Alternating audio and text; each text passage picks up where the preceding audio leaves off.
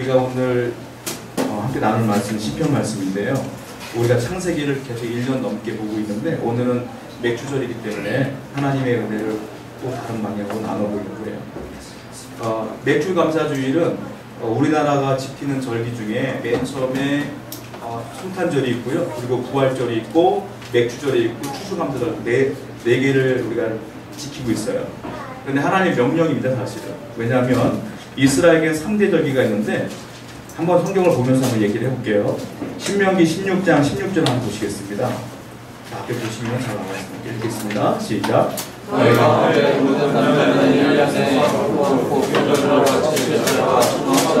내 하나님 여호와께서 택하신 곳에서 여호와를 배웠되 빈손으로 여호와를 배우지만 말고. 세 가지 절기가 나오는데 맨 처음에 무교절이 나오고 실칠절이 나오고 초막절이 나와요.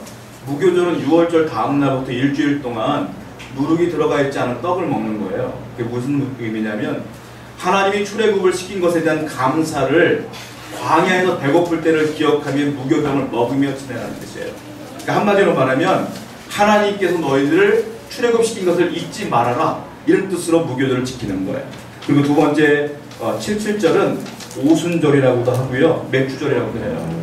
오순절날 성령이 임하셨잖아요. 즉 맥주절 때 성령이 임하신 거예요. 그리고 또 하나는 초막절이라고 하면서 장막절이라고 하고 수장절이라고 해요.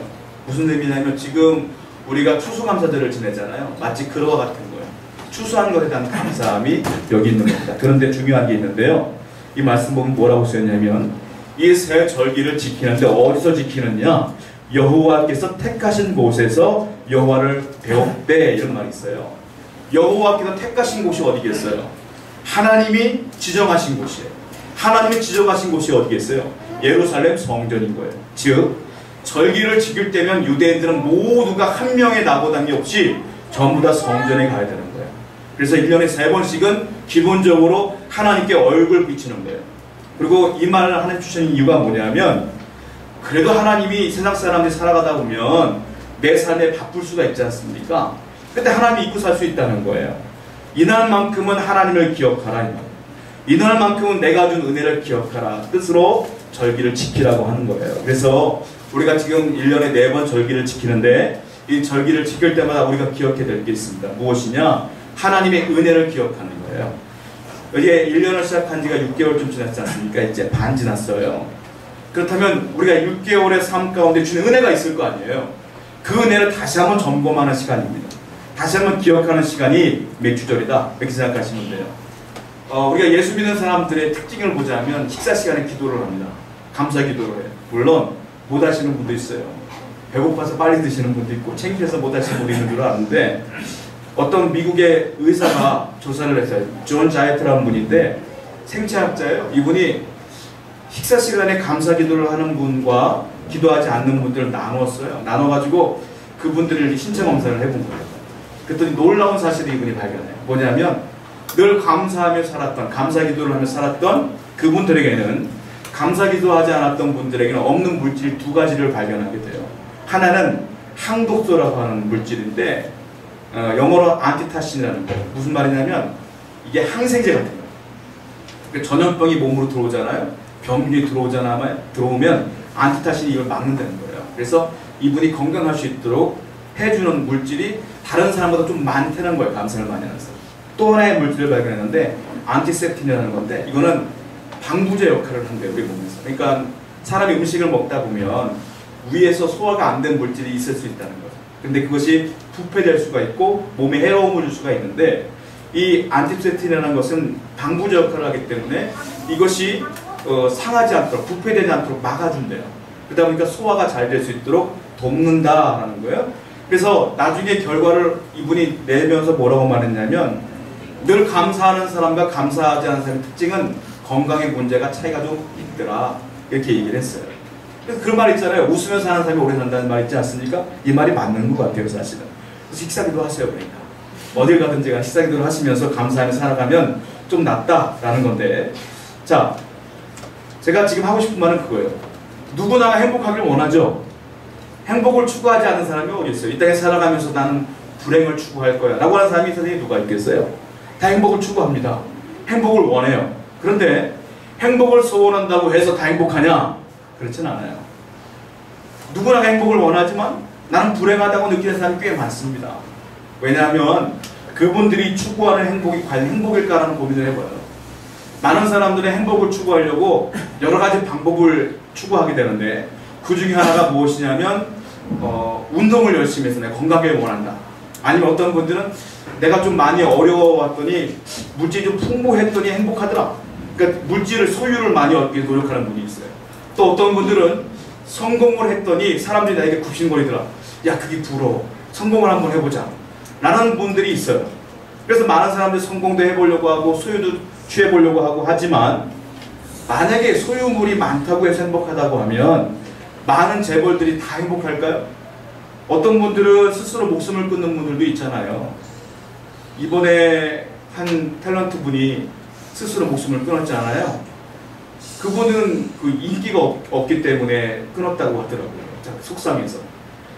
만약에 그렇다고 하면, 그것이 전부라고 하면 사람들이 왜 인기가 최고다, 성공이 최고다라고 하면 스스로 목숨을 끊고 불행하다고 생각할까요? 그렇지 않잖아요. 그러니까 이분들이 찾는 행복은 제가 과감하게 말씀드리되 신기루와 같다는.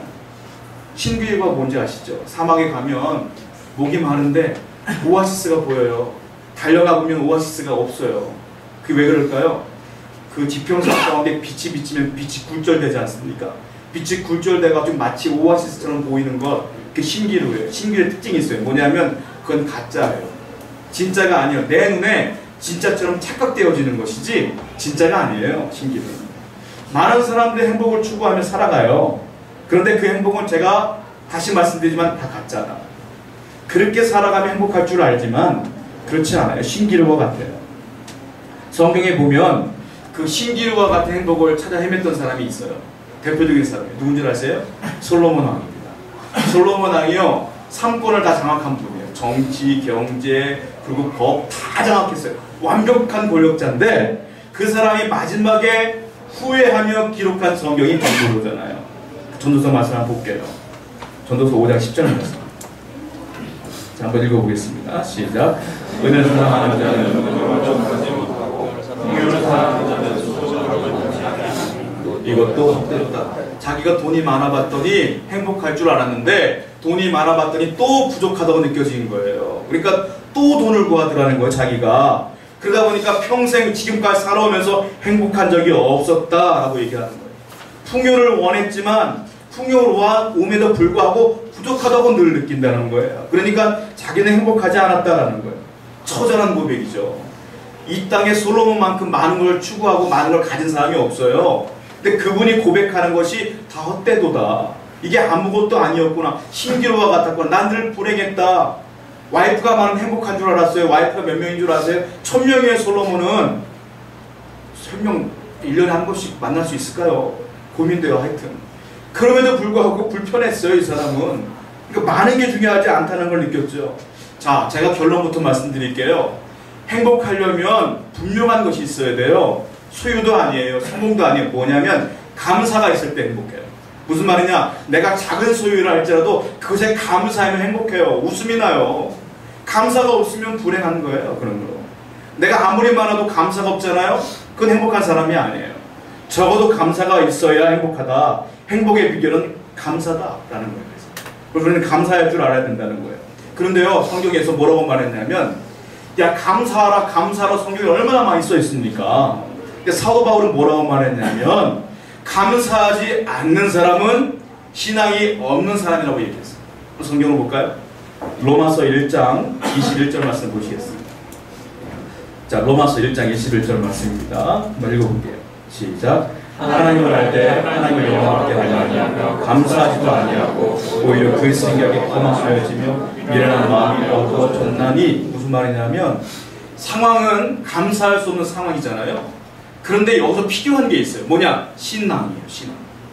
신앙이 있는 사람은 환경과 상관없이 감사할 수가 있다는 건데, 사도 바울이 이 말씀에서 뭐라고 말하냐면 하나님을 알지만, 하나님을 알되 하나님을 영화롭게도 아니하며 감사하지도 아니하면 오히려 그 생각에 허망하여지며 미련한 마음이 어두워졌다. 무슨 말이냐? 감사하지 않는 사람은 불신자와 똑같다 이거예요.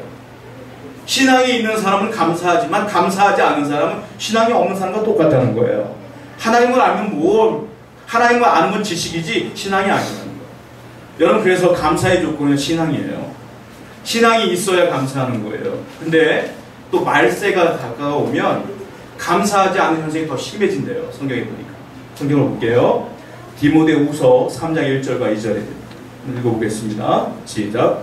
너는 이것을 알라. 말세에 고통하는 때가 이르러 사람들이 자기를 사랑하며 돈을 사랑하며 자랑하며 교만하며 비방하며 부모를 거역하며 감사하지 아니하며 거룩하지 아니하며 말세가 되면 뭐가 포함되느냐면 돈을 사랑한대요. 그리고 자랑한대요. 자기를 사랑한대요. 교만한대요. 비방한대요. 부모를 거역한대요. 마지막으로 감사하지 않는데요.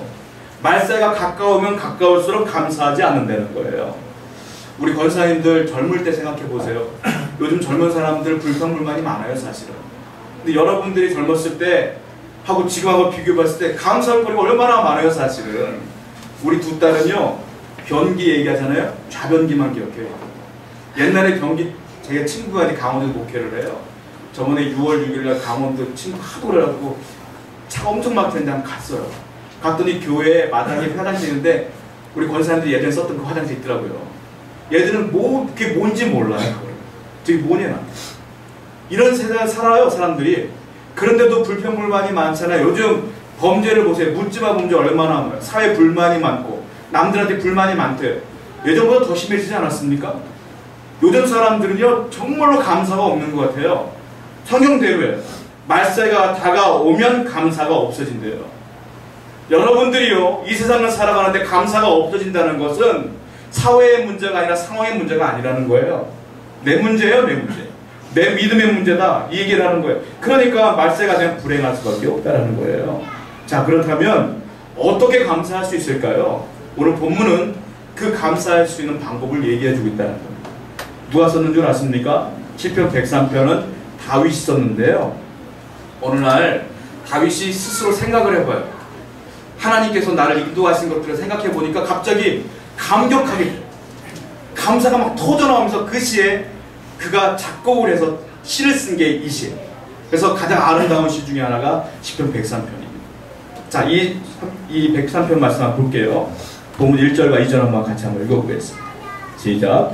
내 영혼아 여호와를 송축하라. 내 속에 있는 것들아 다 그의 거룩한 이름을 송축하라. 내 영혼아 여호와를 송축하며 그의 모든 은혜를 잊지 말지어다. 다윗이 어느 날 갑자기 가만히 생각해 보니까 하나님의 은혜가 너무 크다는 걸 깨닫게 돼요.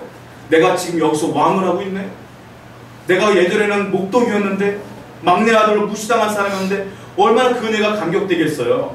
생각을 하니까 감사한 생각밖에 안 나요. 그래서 그 고백하는 거예요. 2절 말씀 보니까 뭐라고 써 있어요? 그의 모든 은택을 잊지 말지어다. 스스로에게 고백하는 거예요. 스스로 영혼에게 명령하는 거예요. 야 다윗, 너 하나님의 은택 잊지 말아야 돼. 평생 잊지 말아야 이놈아.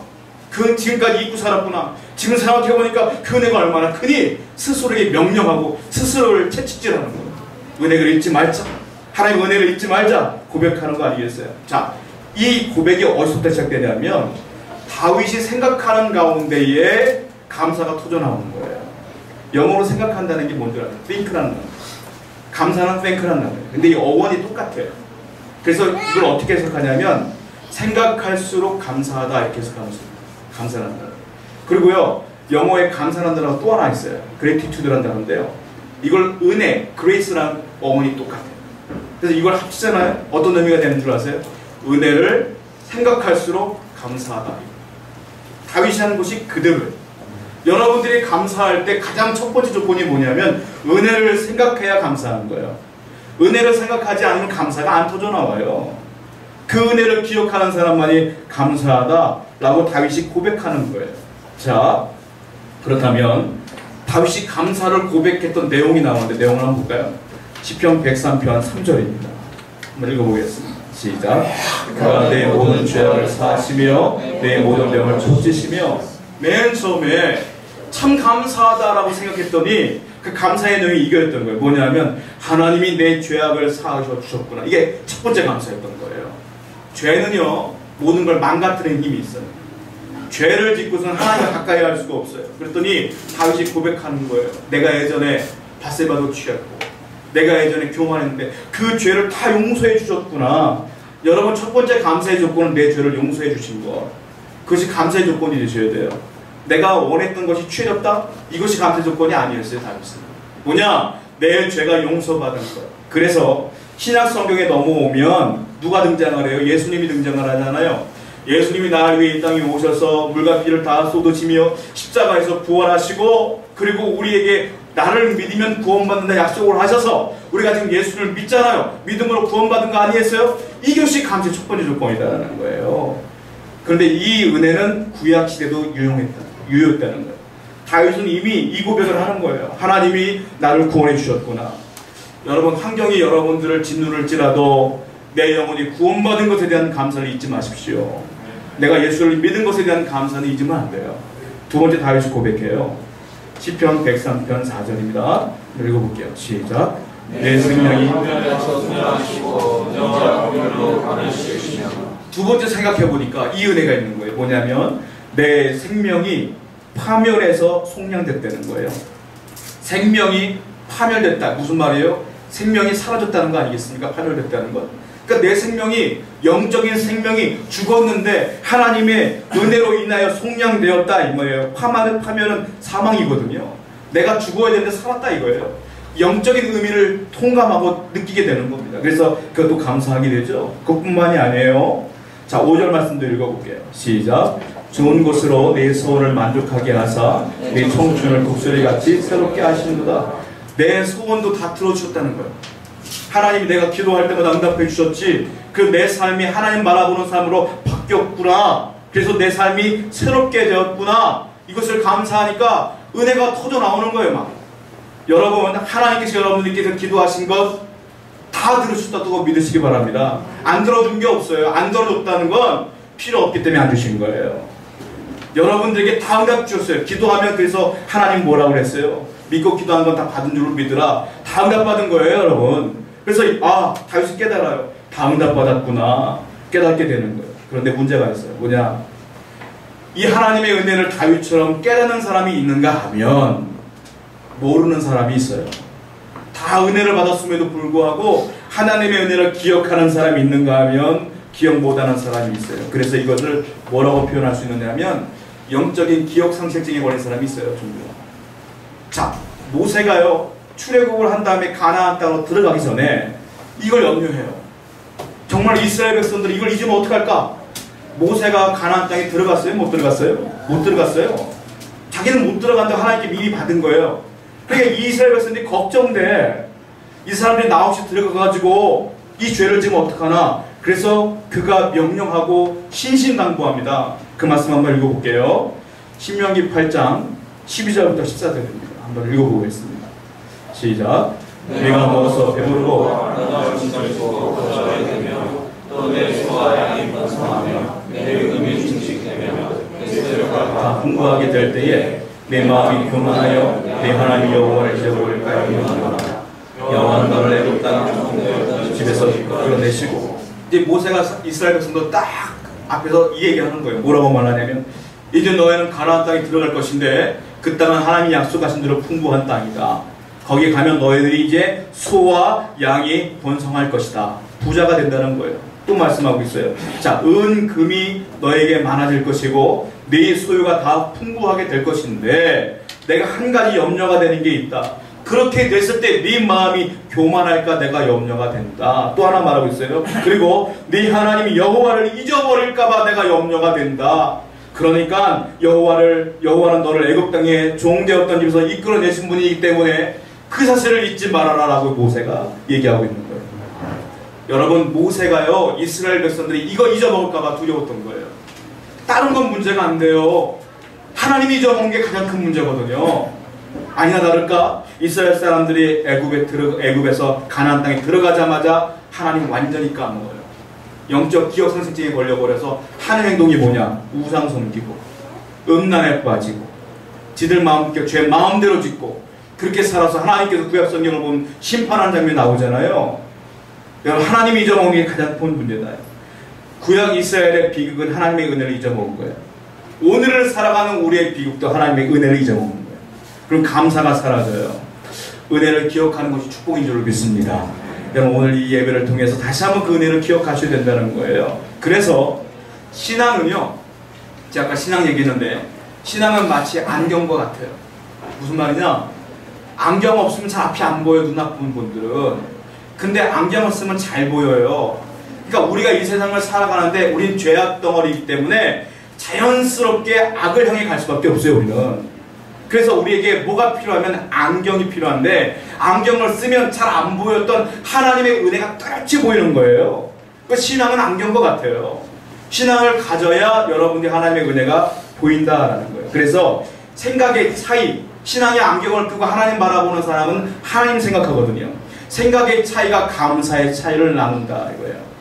이름 모를 그리스도인이 쓴 글이 있는데 제가 너무 은혜로워서 제가 발췌해왔어요. 한번 읽어드릴 테니까 잘 한번 들어보세요. 좀 길어요. 10대 자녀가 반항을 하면 그건 아이가 거리에서 방황하지 않고 집에 잘 있다는 것입니다. 지불해야 될 세금이 너무 많다면 그건 나에게 직장이 있다는 것입니다. 파티를 하고 나서 치워야 할 게 너무 많다면 그건 친구들과 즐거운 시간을 보냈다는 것입니다. 옷이 몸에 조금 낀다면 그건 내가 지금 잘 먹고 잘 살고 있다는 것입니다. 깎아야 될 잔디가 또한 닦아야 될 유리가 고쳐야 될 하수구가 있다면 그건 나에게 집이 있다는 것이고요. 정부에 대한 불평 불만의 소리가 많이 들리면 그건 언론의 자유가 있다는 것입니다. 주차장 맨 끝 가장 먼 곳에 겨우 자리 하나가 있으면 그건 내가 걸을 수 있는 데다가 차도 있다는 것입니다. 난방비가 너무 많이 나왔다면 그건 내가 따뜻하게 살고 있다는 것입니다. 교회에서 뒷자리에 앉은 사람의 엉터리 찬송이라든지 여러 가지 소리가 거슬린다면 그건 내가 들을 수 있다는 귀가 있다는 것입니다. 세탁하고 다른 질 해야 할 이 산더미처럼 있다면 그건 나에게 입을 옷이 있다는 것이고요. 온몸이 뻐근하고 피곤하다면 그건 내가 열심히 일했다는 것입니다. 이른 새벽 시끄러운 자명경 소리에 깼다면 그건 내가 지금 살아있다는 것이고, 이메일이 너무 많이 쏟아진다면 그건 나를 생각하는 사람들이 많다는 것입니다. 생각의 차이예요. 짜증스러운 일상들이 많이 벌어지지만 감사하려고 마음 먹으면 감사할 수 있다는 거예요. 여러분, 그러므로 감사가 행복의 조건임을 다시 한번 기억하시기 바랍니다. 자, 그렇다면 우리 생각해 봐야 돼요. 행복은 무엇일까? 조건이 있다고 그랬잖아요. 감사예요. 즉 감사는 행복의 씨앗이에요. 감사를 심을 때 이것이 자라나면서 열매가 되어야 되는데 그 열매가 행복이다. 우리는 감사하며 살아가야 된다는 거예요. 디트리 보네포라고 하는 목사님이 계시는데 제가 신학교 때 배울 때 이분을 투사로 배웠어요. 그러면 그 히틀러를 암살하려고 했던 목사님이셨거든요. 독일 분이시지만 히틀러가 하나님 뜻대로 하는 것이 아니다라고 그분을 바라봤기 때문에 마치 안중근 의사와 같은 분이에요. 목사이지만 신학자이지만 그분은 히틀러를 암살하려고 했다가 잡혀요. 결국 실패하고 감옥에 갇힙니다. 거기서 이제 순교를 당하게 되는데 그분의 신학과 그분의 사상을 보면 제가 와 투사와 같다 이렇게 느꼈었는데 함께 감옥에 있다가 나중에 살려나오신 분들이 있어요. 그분들의 간증을 보면 전혀 그분은 투사와 같은 이미지가 아니었어요. 뭐라고 말했냐면 자기들이 힘들고 불안해할 때 그분은 항상 웃으며 격려했다는 거예요. 하나님이 살아계시니까 너희들 분명히 괜찮을 거야. 그리고 감사해. 지금 죽지 않고 여기 있다는 것에 감사해. 늘 말했다는 거예요. 그래서 이분들이 힘을 잃을 때마다 그 보네포 목사님 설교를 듣고 말씀을 드리면서 힘을 냈다는 거예요. 그래서 그분이 마지막 말한 유명한 말이 있어요. 뭐라고 말했냐면 그분들에게 사람은 감사를 통해 부자가 됩니다. 그러므로 살아나가시면 늘 감사하세요. 라고 말씀하시고 순교당했다고 그래요. 감사가 많아야 부자가 된다. 감사가 많아야 행복해진다. 정답인 것 같습니다. 그래서 성경은 이렇게 말하고 있어요. 범사에 감사하다. 이건 사람의 힘으로 감당할 수 없거든요. 성경 한번 볼게요. 데살로니가서 5장 18절 말씀입니다. 한번 읽어보겠습니다. 시작. 범사에 감사하라. 이것이 그리스도 예수 안에서 너희를 행하신 하나님의 뜻입니다. 범사는 뭐예요? 좋은 일, 나쁜 일, 슬픈 일, 기쁜 일, 되어지는 24시간 되어지는 모든 일에 감사라는 거잖아요. 우리의 힘으로 불가능해요. 이때 필요한 게 뭐예요? 신앙의 안경이 필요한 거예요. 신앙의 안경으로 본 다윗처럼 구원받은 것에 감사하다. 내가 이렇게 살아있는 것에 감사하다라고 볼 수 있는 거예요. 그래서 범사에 감사할 수 있습니다. 여러분 항상 감사하는 마음으로 신앙으로 살아가야 된다는 거예요. 감사하면요 우리에게 주는 은혜가요 기하급수적으로 늘어나요. 감사하면 첫 번째 행복해집니다. 행복해지면 마음이 기뻐집니다. 마음이 기뻐지면 육신도 건강해져요. 성경에 써 있어요. 볼까요? 잠언 17장 22절입니다. 한번 읽어보겠습니다. 시작. 마음의 즐거움은 양약이라도 심령의 근심은 뼈를 마르게 하니라. 내가 건강하고 기쁜 건 뭡니까? 마음의 즐거움이라는 거예요. 마음이 즐겁지 않으면 근심하면 뼈를 마르게 한다는 거예요. 즉 내가 감사하면 육신도 건강해진다, 이 말 아니겠어요? 자, 누가복음 17장 16절부터 19절 한번 보겠습니다. 여기 보면 누가 등장을 하냐면 10명의 문둥병자가 고침받았거든요. 그래서 사마리아 사람 한 명만 예수님께 나 감사해요. 자, 보시고 같이 한번 읽어볼게요. 16절부터 19절 시작. 예수의 발 아래 엎드려 감사하니 그는 사마리아 사람이라. 예수께서 나타내 이르시되 10사람이 다 깨끗함을 받지 아니하였느냐? 그 아홉은 어디 있느냐? 이방인 외에는 하나님께 영광을 누리러 올 돌아온 자가 없느냐 하시고 그에게 이르되 일어나 가라, 네 믿음이 너를 구원하느니라 하십니다. 여러분, 그 10명의 문둥병자는 전부 다 고침받았습니다. 가던 길에 고침받았어요. 근데 한 명만, 사마리아 사람만 예수님께 다시 나와서 고맙다고 인사를 드렸어요. 감사한 거죠. 근데 이 사람에게 수지 맞는 일이 벌어져요. 뭔 줄 아세요? 19절 보면 뭐라고 써있냐면, 야, 일어나 가라, 네 믿음이 너를 구원하였느니라. 10명의 문둥병자 중에 9명은 60만 고침받았어요. 그러니까 이 한 명은 영혼도 구원받은 거예요. 영혼과 육신이 같이 구원받은 거예요. 감사하는 사람에게는 1+1이 떨어져요. 하나님께 늘 감사하시기 바라요. 아무리 힘들어도 원망하지 마세요. 하나님이 여러분에게 원망받을 짓을 한 적이 없잖아요. 감사할 일만 있잖아요. 늘 감사해야 된다는 거예요. 제가 예전에 마지막으로 CBS에서 보았던 간증 하나를 말씀드릴게요. CBS 보는데 그 김부아 씨라고 하는 부교라고 하더라고요. 구세군은. 우리는 우리 교회로 말하면 집사님이에요. 근데 그분이 와서 간증을 하신 걸 보는데 너무 감격스러웠어요. 왜냐하면 얼굴이 일단은 우리가 보기 어려운 얼굴이에요. 흉측해요, 상당히. 왜냐하면 어릴 때 보육원에 살았는데 한쪽에 얼굴의 앞면에 문제가 생겼는데 빨간 점들이 한쪽 면이 가득해요. 그러니까 얼굴이 빨개 그냥 완전히. 그리고 이 25살쯤 됐을 때 어떤 일이 벌어지냐면 앞면에 이 반대편에 암이 생겼어요. 이제 암 수술을 하신 거예요. 그러니까 온 얼굴이 사람이 보기에 참 얼굴 마주보기 힘든 얼굴이 돼 있었죠. 근데 이분이 뭐라고 고백하냐면 제가 안면에 문제가 생기고 암이 터져나왔을 때 하나님을 믿게 되었다는 거예요. 정말 의지할 데가 없으니까 교회에 나가서 기도하다가 하나님의 은혜를 받았다는 거예요. 그 이후로 자기는 너무 감사하대. 제가 딱 그 얼굴을 보니까 감사할 얼굴이 아니요. 근데 감사하대요. 저는 무슨 생각을 했냐면 이런 생각을 했어요. 저분도 감사할 수 있다면 이 세상에 감사하지 못할 사람이 누가 있을까? 저분도 감사하는데 정말 회개했어요. 여러분, 그런 분도 감사하고 살아요. 여러분들은 감사할 게 더 많은 줄 믿습니다. 그러므로 이번 일주일을 살아가는데 여기에 터져나오는 모든 것도 다 누르시면서 기뻐하고 감사하시는 삶이 유지되시기를 축복드립니다. 우리 말씀을 기억하며 찬양합니다.